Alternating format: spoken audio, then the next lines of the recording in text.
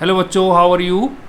Let us discuss our topic, and today's topic, as we have all decided that we will do a lot of atomic structure series. So in this atomic structure lecture number 2, we are going to talk ahead of the Rutherford. In the previous lecture we saw the discovery of electrons, discovery of protons, discovery of nucleus and the Rutherford's planetary model. तो Rutherford का model बड़ा अच्छा सा एक model था. Rutherford ये बोलते थे कि सेंटर में एक न्यूक्लियस है, nucleus was hard and nucleus was positively charged. तो रदरफोर्ड का जो ये मॉडल है बड़ा सिंपल सा एक मॉडल था. इन्होंने कहा कि इन the centre of the atom is a positively charged hard nucleus. Positively charged hard nucleus है, यहाँ पर इसकी लेबलिंग कर दें. इन the centre is a positively charged hard nucleus and electrons are present in orbits. ऐसा कुछ सर्कुलर ऑर्बिट है यहाँ पर, सर्कुलर ऑर्बिट्स, और इसी ऑर्बिट में छोटे से हमारे इलेक्ट्रॉन हैं. और इस इलेक्ट्रॉन का हमें मास पता है, इस इलेक्ट्रॉन का हमें चार्ज भी पता है. ऐसा गोल घूम रहा है. तो ये कहते थे जैसे प्लैनेट्स घूमते हैं सन के चारों तरफ, ऐसा घूमते रहेंगे.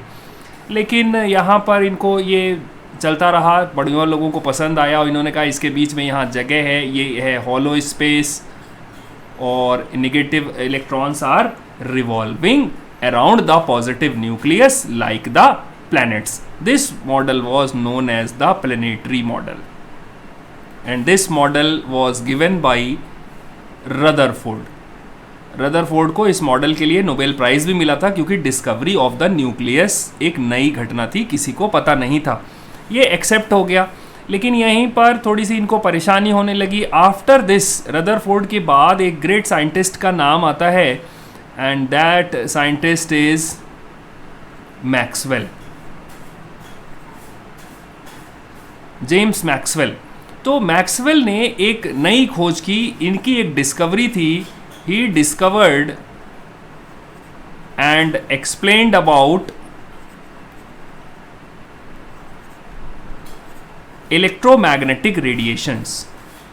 इन्होंने एक नई घटना निकाल दी, इलेक्ट्रोमैग्नेटिक वेव्स बोलते थे इसको, ये इलेक्ट्रोमैग्नेटिक वेव्स. इन्होंने कहा कि जो भी एनर्जी है, तो electromagnetic waves are actually energy waves. और इन्होंने ये बता दिया कि जो भी इलेक्ट्रोमैग्नेटिक वेव है वो कुछ इस तरीके से चलती है, ऐसे ऊपर जा रहा, फिर ये नीचे गया, ये एक वेव कंप्लीट हो गई और फिर यहाँ से सेकंड वेव ऐसे शुरू हुई, ये आ गई, और फिर यहाँ से ये इसी तरह से आगे ऐसा होता जा रहा है. तो अगर कोई वेव ऐसा सीधे चल रहा था, जो पार्टिकल हम समझ रहे थे वो सीधे एनर्जी सीधे नहीं चलती थी, इनके हिसाब से it was moving in the form of a wave. अब ये जो वेव हुआ इनका, तो इन्होंने कहा कि इलेक्ट्रोमैग्नेटिक वेव्स और इलेक्ट्रोमैग्नेटिक रेडिएशंस, जैसे लाइट है, light is an electromagnetic wave. तो इन्होंने कहा कुछ नई नई बातें बतानी शुरू कर दी. इन्होंने कहा इस स्पेस से, इस पॉइंट से लेके इस पॉइंट तक की जगह को, यहाँ से the distance between this distance is known as wavelength. Wavelength, और इसका सिंबल दे दिया इन्होंने लैम्डा. तो ऐसे इन्होंने बता दिया कि वेव है, ऊपर जाता है, नीचे जाता है, ऐसा ऐसा ऐसा ऐसा ऐसा चलता रहता है. और फिर इन्होंने दो घटनाएं और बता दी यहाँ पर, दो नई बातें. एक तो वेवलेंथ बता दी और फिर बता दिया एक चीज़ इन्होंने बता दी, फ्रीक्वेंसी. फ्रीक्वेंसी का सिंबल होता है न्यू, NU, और इसको ऐसे बनाते हैं फिज़िक्स में. तो ये हो गया न्यू, थोड़ा सा V को ऐसा घुमा दिया इन्होंने, और ये इसी को बोलते थे न्यू. और ये इन्होंने इसकी definition they the, number of waves per second. ये देखो एक वेव है ऐसा, ये एक वेव है, और यहाँ से यहाँ तक फिर दूसरी वेव है, और फिर यहाँ से यहाँ तक ये तीसरी वेव है. तो number of waves per second is known as the frequency. और फिर इन्होंने एक बड़ा तगड़ा सा एक एक्सप्लेनेशन दिया कि speed is equal to frequency into wavelength, और ये बता दिया कि स्पीड किसी भी वेव जो भी इलेक्ट्रोमैग्नेटिक रेडिएशंस हैं उनकी स्पीड फिक्स है, वो है c, और c होता है speed of light 3 into 10⁸ metre प्रति सेकेंड। और इन्होंने कहा कि कोई भी वेव है और वो जो वेव होगी उसका एक फ्रीक्वेंसी होगा और उसका एक वेवलेंथ होगा, और फ्रीक्वेंसी और वेवलेंथ को जब मल्टीप्लाई करेंगे तो हमेशा क्या आएगा, c आ जाएगा, और वो स्पीड होगी। तो इसी को इन्होंने एक बता दिया, c is equal to nu lambda. कोई दिक्कत है?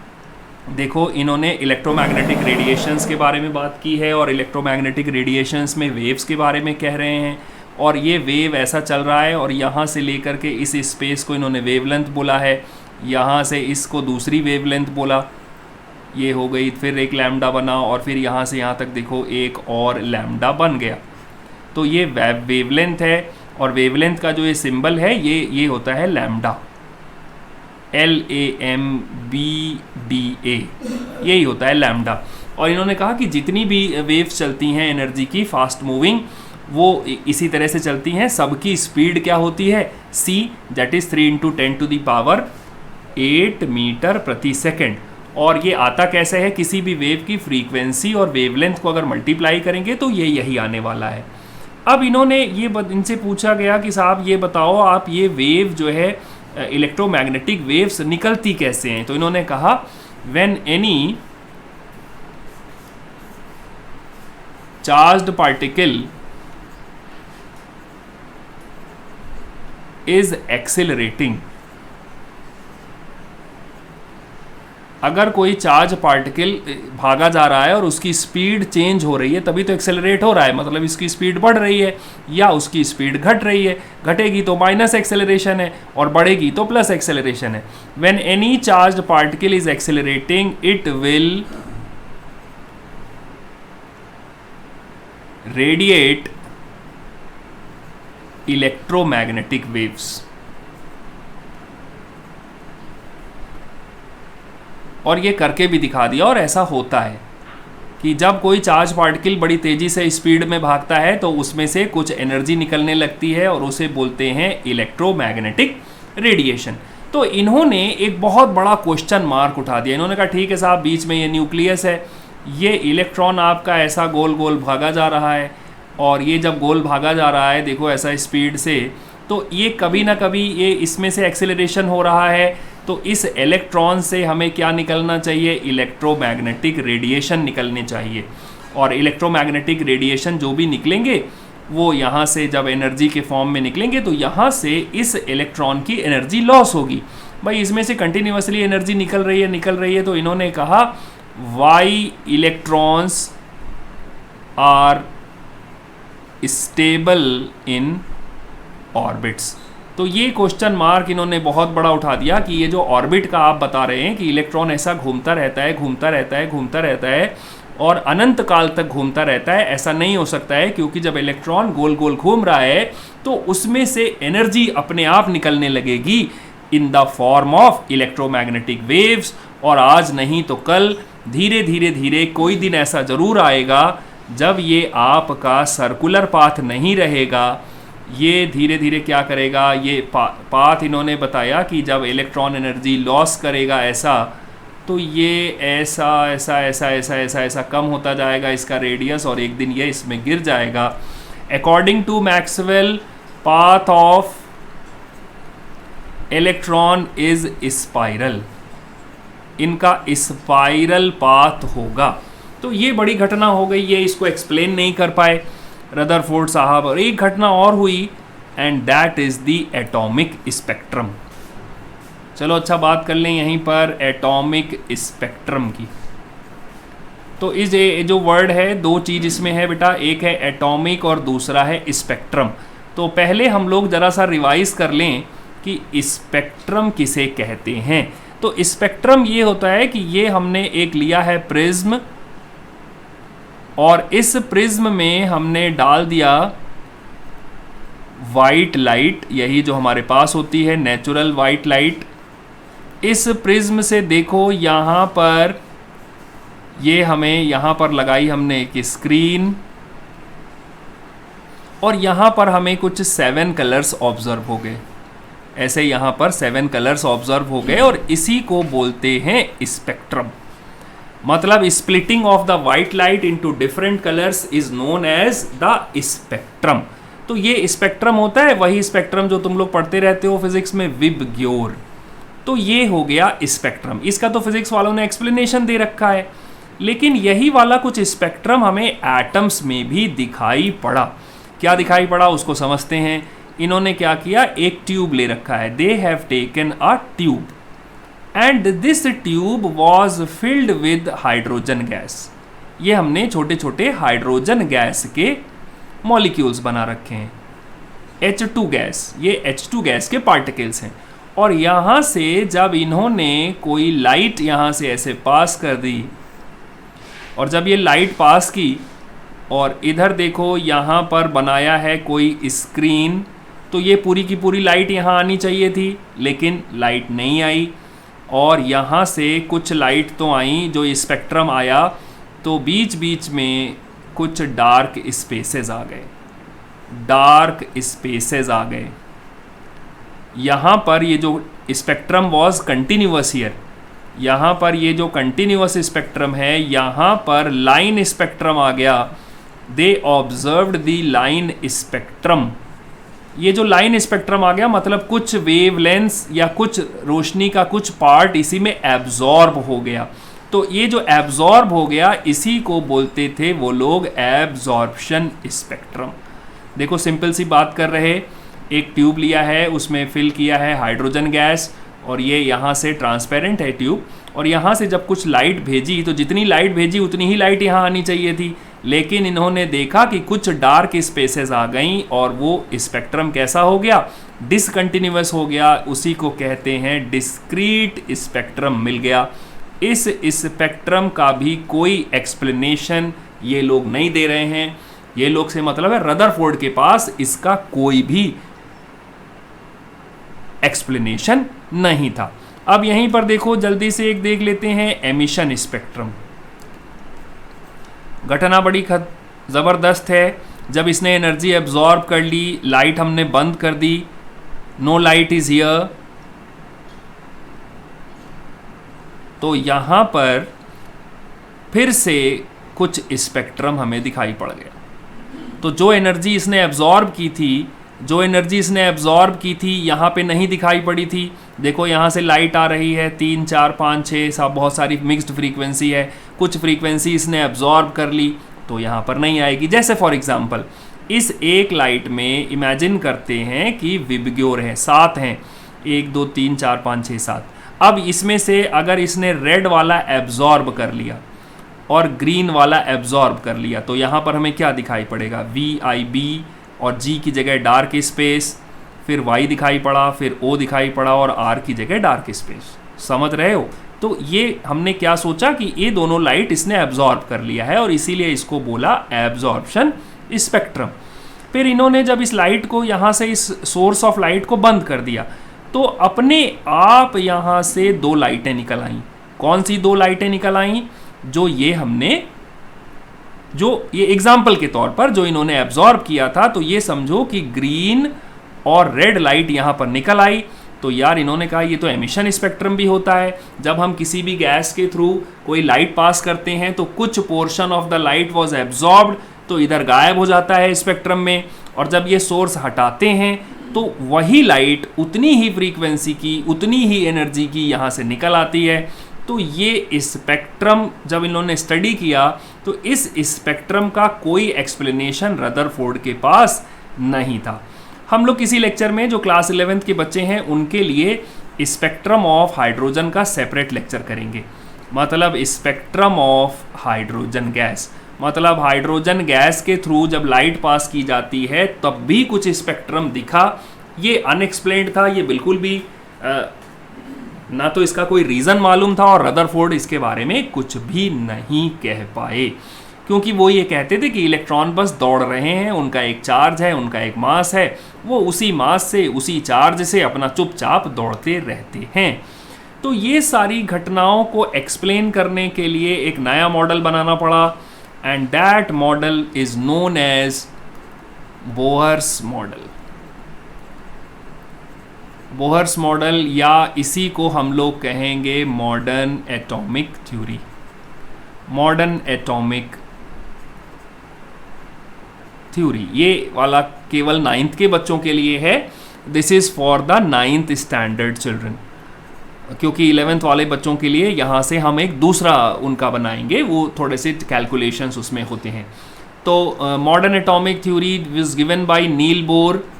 नील बोर ने कहा, यहाँ पर दो बातें कर दी इन्होंने, कहा इन द सेंटर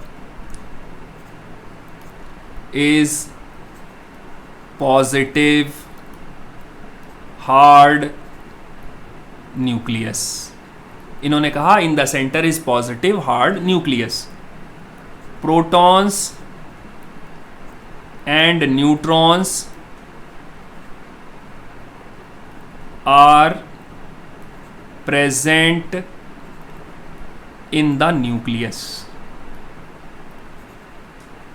दूसरी इन्होंने बात बताई, इलेक्ट्रॉन्स आर डिस्ट्रीब्यूटेड,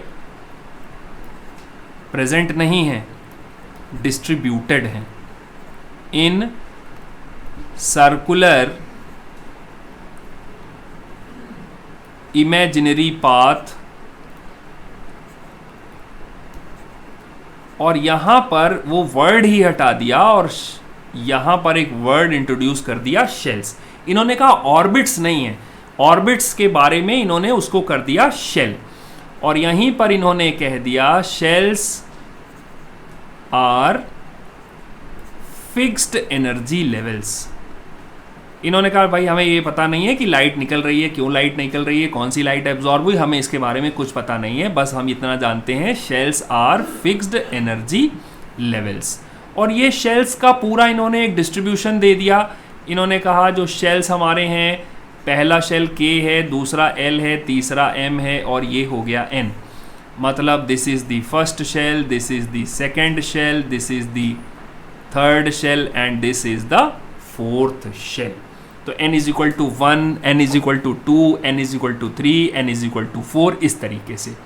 इन्होंने एक फॉर्मूला भी दिया है, number of electrons present in a shell is equal to 2n square. Number of electrons present in a shell is equal to 2n square. तो K शेल के लिए जल्दी से कैलकुलेट कर डालो फटाफट, ये तो बड़ा आसान है। K शेल में कितने इलेक्ट्रॉन्स हो सकते हैं?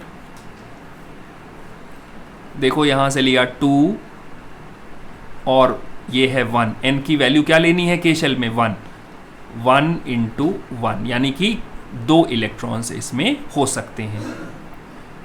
तो यहीं पर इन्होंने कहा K shell will contain 2 electrons, K shell will contain 2 electrons. इसी तरह से हम लोग जरा L शेल के लिए देखें, 2 इंटू 2 इंटू 2, तो ये आ जाएगा हमारा 8 इलेक्ट्रॉन्स। ये इन्होंने सब बताना शुरू कर दिया। और यहीं से इस डिस्ट्रीब्यूशन ऑफ इलेक्ट्रॉन्स को ही हम लोग कहते हैं इलेक्ट्रॉनिक कॉन्फ़िगरेशन। और यहाँ पर इन्होंने एक नंबर भी इंट्रोड्यूस किया है, इसी पे पढ़ लेते हैं, atomic number. Atomic number is Z and it is equal to the number of protons. फिर यहीं पर हम लोग देख लेते हैं एक नंबर जिसे हम कहते हैं मास नंबर। मास नंबर का सिंबल है कैपिटल A, ये होता है number of protons plus number of neutrons. यहीं पर हम लोग देख लेते हैं एक चीज़ और, distribution of electrons. Distribution of electrons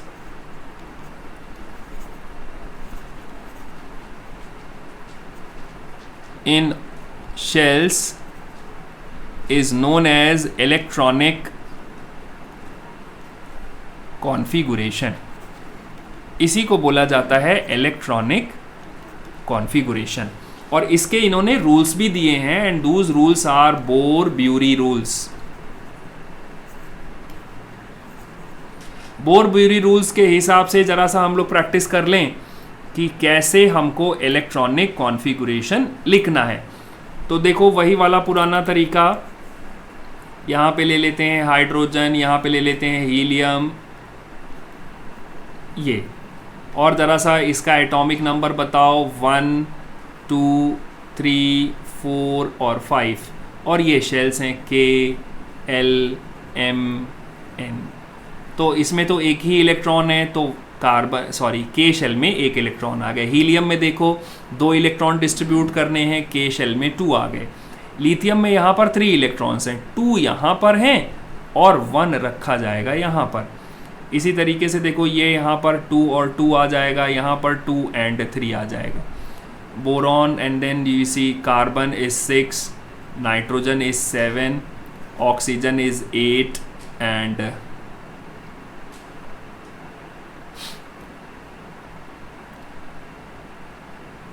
fluorine is 9 and neon is 10।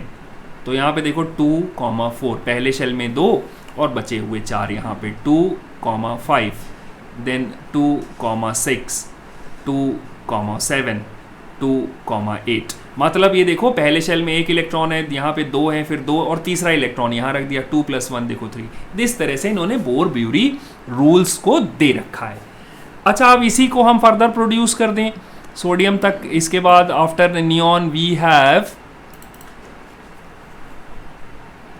sodium, we have magnesium, we have aluminium, we have silicon 11, 12, 13, 14 and we have phosphorus and we have, so यहाँ पर कितना आएगा 2, यहाँ पर कितना आएगा 8 और यहाँ पर कितना आएगा 1, 2, 8, 2, 2, 8 and 3, 2, 8 and 4।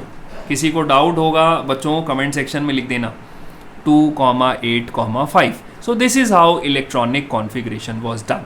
तो ये हमारी थ्योरी हो गई, और यहाँ पर हम एक टेबल बना लें, एक चार्ट बना लें कि कैसे हमारी थ्योरीज बदल रही हैं। तो सबसे पहले हम यहाँ देखते हैं डाल्टन्स एटॉमिक थ्योरी। बीच में बहुत सारी थ्योरीज आई, फिर हम इसे कंपेयर करेंगे मॉडर्न एटॉमिक थ्योरी से। ये बोल रहे थे एटम इज इनडिविजिबल। ये क्या बोलते हैं, atom is divisible and it contains protons, electrons and neutrons. ये ऐसा बता रहे हैं। ये कहते थे एटम इज सॉलिड, ये बता रहे हैं एटम इज हॉलो, बीच में एक छोटा सा सॉलिड है न्यूक्लियस। और ये तो हो गए इनके डिफरेंसेस। अब यहां से देखा जाए कि सिमिलैरिटी क्या है, दोनों में सिमिलैरिटी क्या है। ये बता रहे थे एटम इज न्यूट्रल,